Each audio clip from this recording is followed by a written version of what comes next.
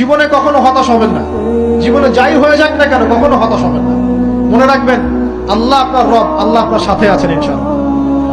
এই সমাজ আপনাকে যেভাবে শেখায়, কিভাবে শেখায়, এই যে স্কুল, কলেজ, ইউনিভার্সিটি, চাকরি, বিয়ে, সন্তান প্রতিপালন, আর তারপর ইন্না লিল্লাহি ওয়া ইন্না ইলাইহি রাজিউন, এই তো শেখায় নাকি?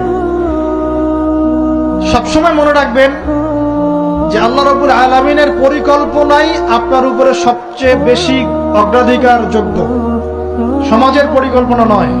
পরিবার আপনাকে চাপ দিচ্ছে, চাকরি পাস না, পড়াশোনা করিস না, পড়াশোনায় কেন তুই 80 নাম্বার পাইলি না, কেন চান্স পেলি না, কবে চাকরি পাবি, কবে আমাদেরকে দেখবি, খাওয়াবি, পড়াবি, এই যে চাপগুলো চারপাশ থেকে আসে কিনা? এতে করে অনেক যুবক দেখা যায় মাদকাসক্ত হয়, অনেকে দেখা যায় আত্মহত্যা করছে, ইদানিং করছে কিনা ভাই? এই শব্দটা থেকে আমি এই পয়েন্টটা আজকে লিখেছিলাম যে ভুলেও আল্লাহর প্রতি বিশ্বাস এবং তাওয়াক্কুল হারাবেন না। সমাজ যেভাবে শেখায়, সমাজ চারপাশে যে চাপ আপনাকে দিচ্ছে, এই চাপে নিজে গা ভাসিয়ে দিবেন না। আপনি আল্লাহর কাছে দোয়া করবেন, আল্লাহর কাছে পথ চেয়ে নিবেন এবং আল্লাহর প্রতি তাওয়াক্কুল, ভরসা করবেন। কখনো আত্মহত্যার পথ বেছে নিবেন।